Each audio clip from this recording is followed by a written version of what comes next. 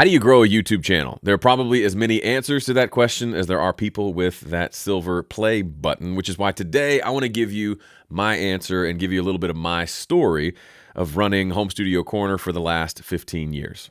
We're going to divide this into kind of two sections. First, we're going to jump into the data, look at the analytics, and kind of see what's been happening under the hood inside of YouTube. And then we're going to kind of pull from that data. I've got 3 lessons that I want to talk about that I've learned from analyzing my own data that you can apply to your channel as well. But first, I got a question for you. Leave a comment below. Have you started your YouTube channel? If so, log in under that channel and leave a comment. Let us know what you do on your channel and who your channel is for. So first things first, when I say channel, I don't mean this one that you're on right now. I mean this one, which is Home Studio Corner, which is currently sitting at 228,000 subscribers. And let's go into the analytics. So the main page I want to show you, in case you didn't know, when you go into analytics, let me just show you how to navigate there. You're on your home dashboard. You click on the analytics page here on the left-hand side. Gives you some pretty interesting data right out of the gate. Analytics are your friend, so become friends with them even if you're not analytically minded. I encourage you to get in here because there's a lot of stuff you can learn from it, especially the more videos you have, the more data you give YouTube, it'll give you a bunch of data back. But where we're going to go is to the advanced mode. I'm going to switch it to monthly because that seems to not be as slow. And I'm going to go to lifetime under the date deal here. And then we're going to switch this to more metrics, and we're going to find the one that has to do with subscribers. Here we go. Subscribers gained. That's the data I want to see. Subscribers gained by content. And the graph is completely useless because it doesn't really tell us anything. However, if you come down to this, well, first of all, what's it showing me? It's showing me the different colors are some of these top videos and how many subscribers they got. That's somewhat interesting, but I just want to see the overall subscriber kind of ebb and flow as far as new subscribers every month. The way to do that, this took me years to discover. So hopefully it saves you some time. Click on this total button. And everything down here stays the same, but this graph changes to just show you your total number for whatever data set you're looking at. So I'm looking at subscribers gained. So this isn't total subscribers, but this is each little dot is how many subscribers I got that specific month. And like I said, I started back in April 2009.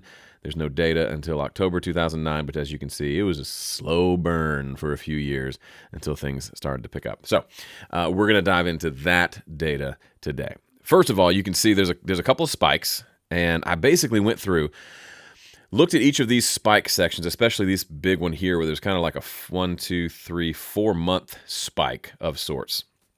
And I want to just look and see what videos came out during that period. What happened? Can I even find a cause? Because sometimes you're making YouTube videos and you just don't know why things work, why some things work and why other things don't. It can be a frustrating place to be. It takes a little digging into the data to start to see some patterns. You can never know 100% for sure why something worked, but you can start to get some pretty big clues as to why certain things did work. So the first thing I did was I came in, started off with these smaller spikes down here, like this one and this one and this one here, and then certainly these big ones over here to kind of see, can I find any sort of correlation? Now, YouTube doesn't make it easy. If I click on this month, it doesn't just show me the data for that month, which is a little unhelpful. So I had to kind of go back and forth between this view and going into just my channel content page and looking up that way. So if you come into YouTube channel and you click on content, it shows you all your videos. Here we go. Here they all are, sorted by date.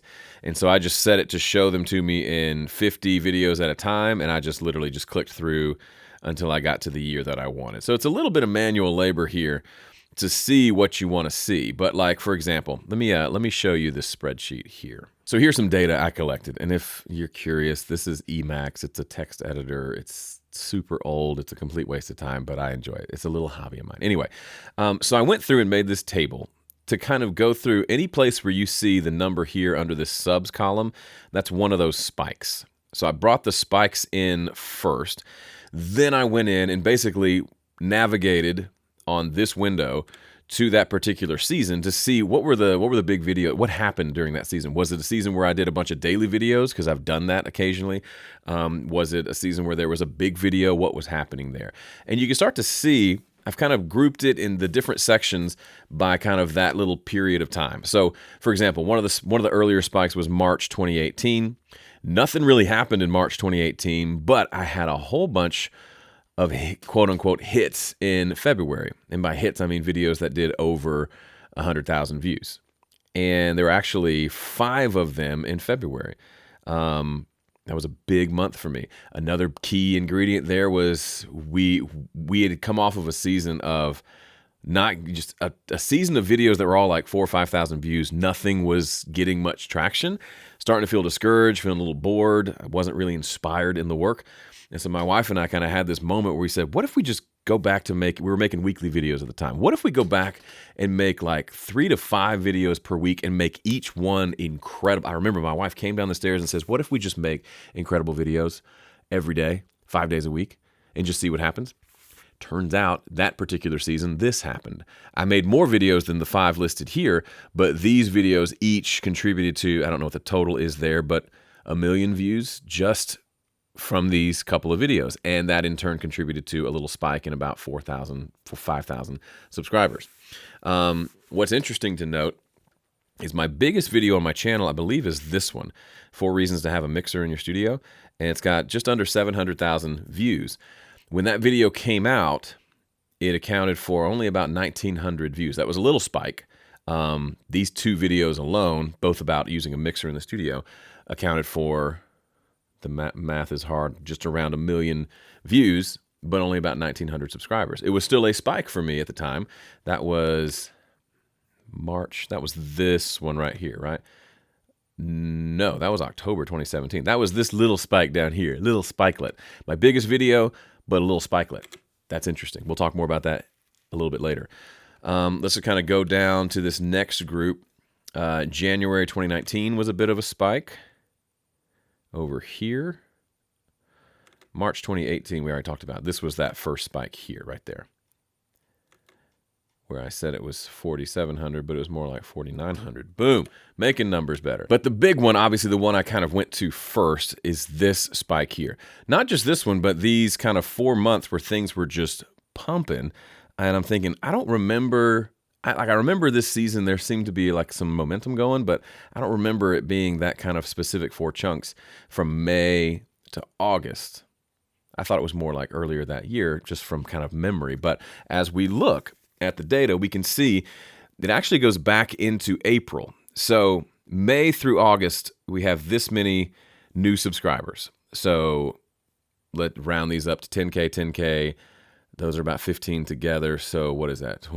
35,000 new subscribers. That's a big chunk for me and my channel, which is only a little over 220,000 subscribers. That's a huge percentage of my total subscribers, right? More than 10%.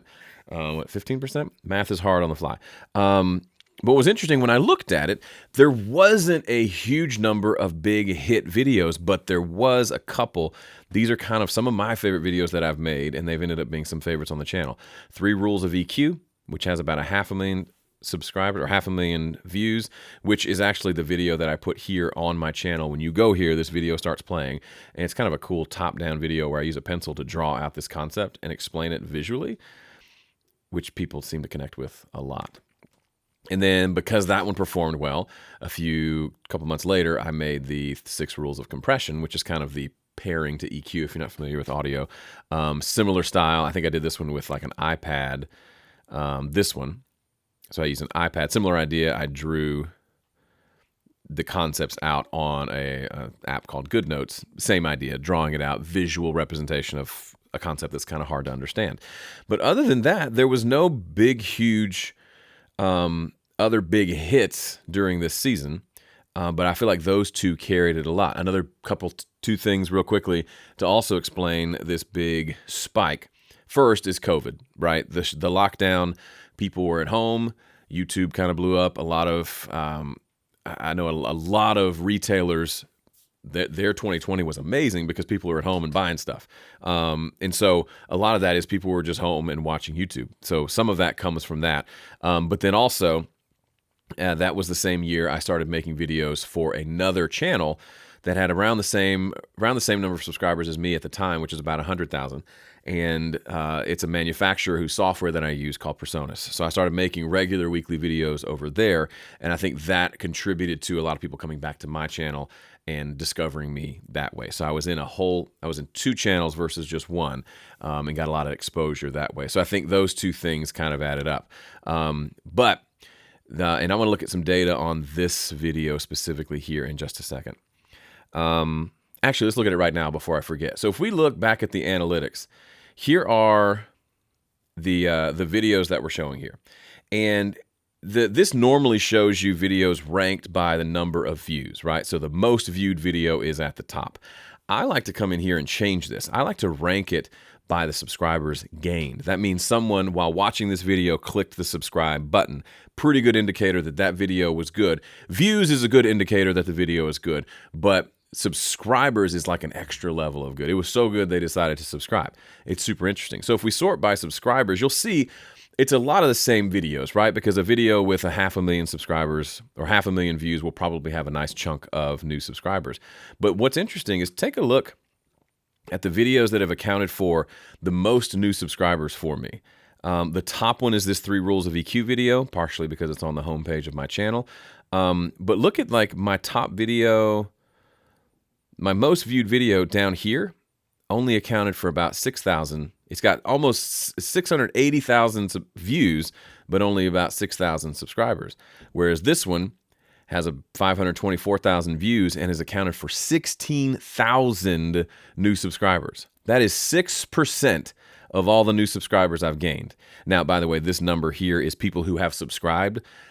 You subtract that from people who have unsubscribed to get my total current subscriber count. So there's about 50-something thousand people that have unsubscribed over the years. But the point still remains, this video and this video, its sister, which both came out in the same month, have accounted for combined 10% of my new subscribers. 10% of my new subscribers from these videos. I think that's more impressive on this video, honestly, because look, it's got just a little over 300,000 views, but it's brought in 10,000 subscribers. That is bonkers to me, and that is such good information to know, because sometimes a video with a whole lot of views, for example, I did a video on balanced versus unbalanced cable. I can't even find it because it's not going to show up here. If I sort by views, it'll be one of the top viewed videos. There it is. One of the top viewed videos here. 570,000 views. It's an interesting, quick, short video that explains something that a lot of people don't understand, but it's only gotten 3,000 subscribers. Whereas, if we sort by subscribers gained, there are a lot more videos with less views that have gotten more subscribers. Now, is that the ultimate metric? I don't know, but that's pretty important to me. Because if they're subscribing, then there's a good chance they're seeing other videos. A lot of good things happen when they subscribe. So I felt like that was super interesting. Let's go back to the data. Here in January, so had a bigger spike in February 2021. This spike is about the size of these other spikes that we saw. So about a year later, I've lost my place, up here. We had another spike right there. That one was really interesting because this leveled off and then it spiked back up in February. So what happened there? Let's take a look. I had a big video come out that month, 300,000 views, good versus bad recording. But previously, the prior month, I had 3 videos that did pretty well, all over 100,000 views. So what's interesting is we had all of these videos with over 100,000 views, and it gave us about 4,900 views a couple of years prior, 3 years prior. Then we had this big spike here, and you'll notice when these big spikes happen in the data, even the lower months are much higher than previous. So I had this big spike here. You're always going to have a spike, and it's going to come back down. That's just the nature of whatever, the way it works. But your lower numbers are typically higher than they were before the spike. At least that's been my case. So I was hanging out here, maybe 1,000 subscribers a month, and then I got a couple of big spikes, and now it hung out here for a while. Then a couple of more big spikes, and now it's hanging out here. It's about the same here to here, maybe a little lower, but as you can see, it's starting to trend up even just this year, especially these last few months. So that's pretty interesting. You can sometimes get a big spike, and then you kind of maintain moving forward more people because you're growing your subscribers. It's kind of almost like compound interest, which is pretty interesting. So that's what I saw here. was even though this was only 3 videos or 4 videos with over 100,000 subscribers, it generated in total over 10,000 new subscribers versus these 5 videos only generated 5,000 subscribers. So the same kind of performance worked a lot better later in the game because I'm starting to build this kind of momentum. And then this is a recent video from just last year that has done really well for me. Not a ton of subscribers, but it's gotten a lot of views in just the last year. It's important to know kind of what's working currently versus what worked 10 years ago, which is kind of fun to see.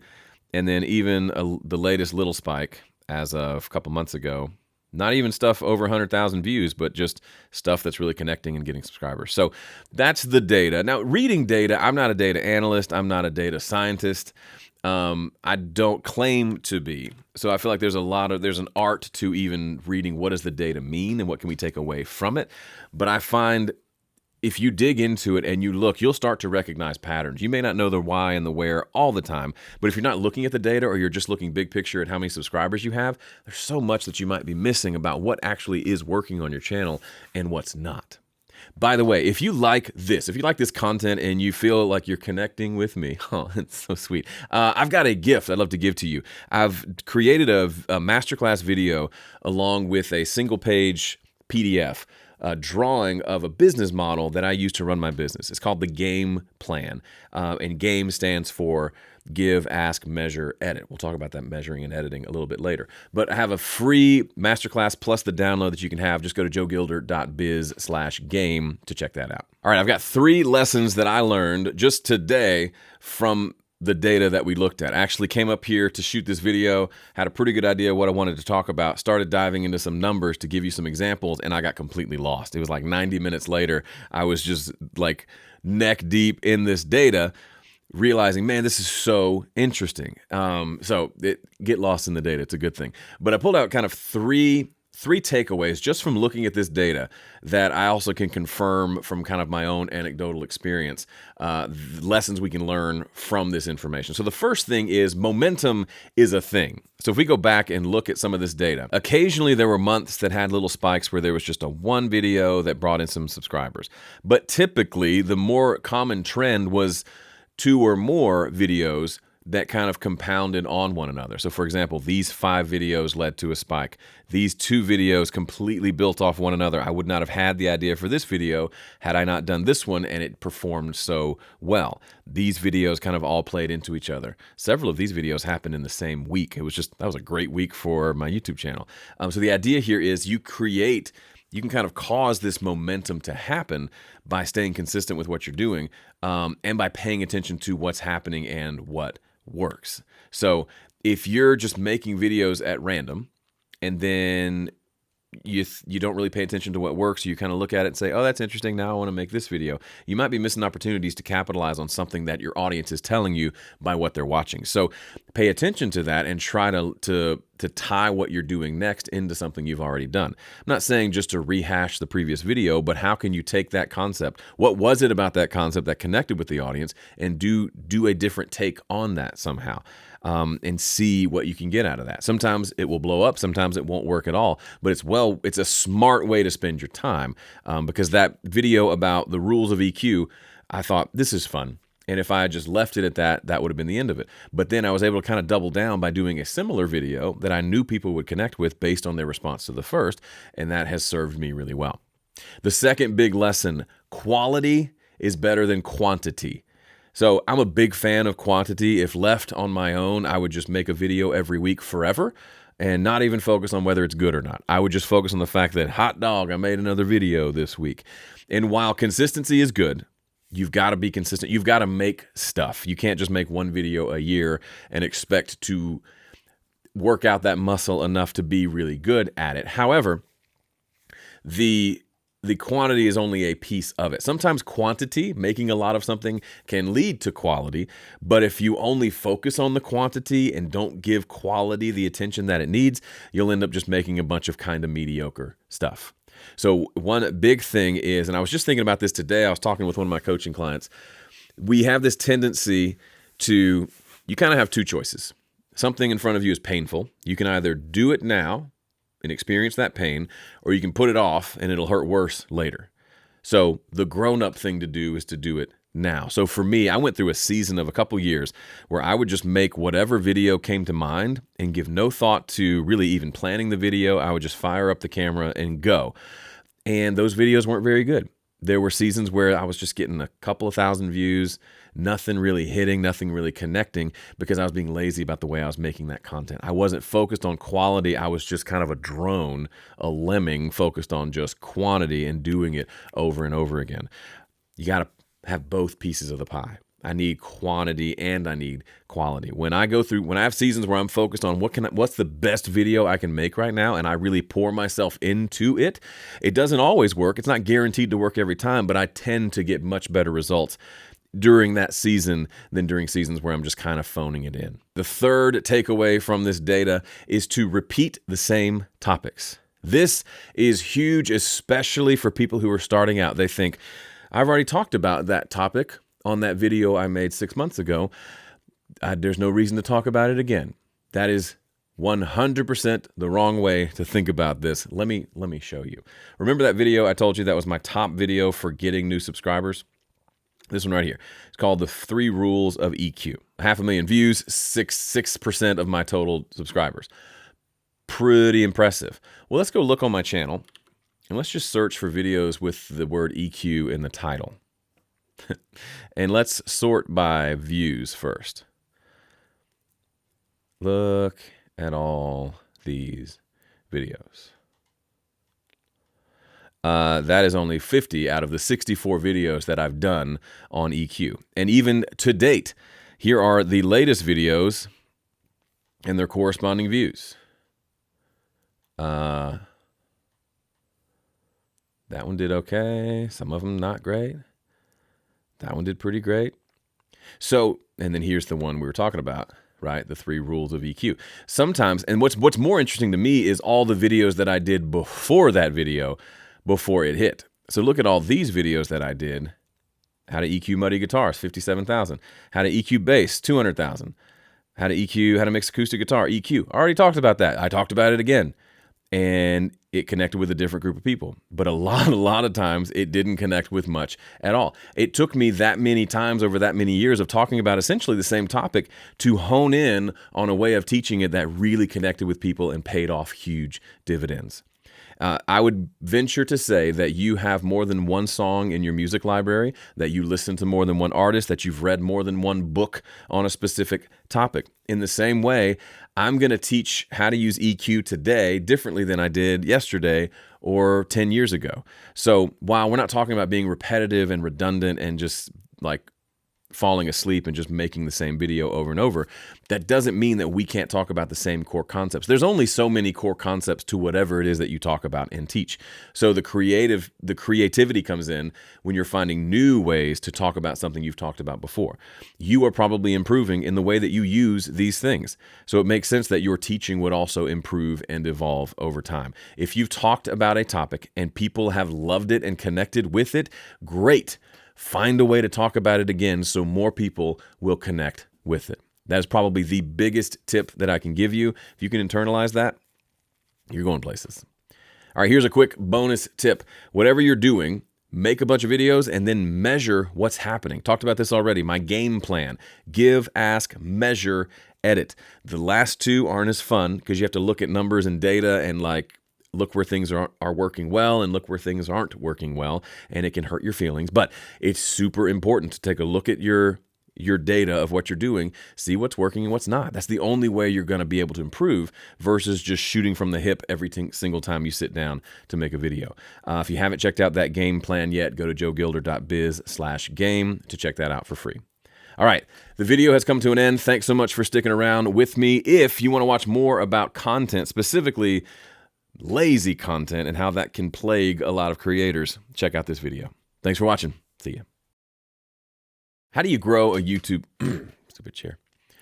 How do you grow a YouTube channel? It's kind of the ultimate question, right? I've done been having my YouTubes